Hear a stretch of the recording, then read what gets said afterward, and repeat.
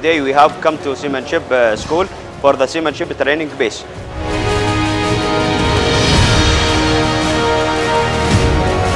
Introduction of modern ropes, anchors, cables, and so many things.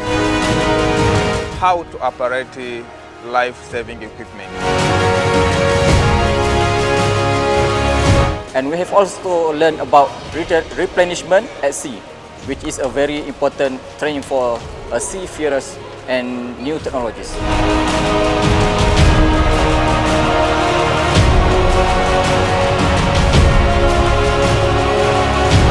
Where we went to the simulator and we went through all the methods available for carrying out damage control on board ships in case there is flooding. I really like it here.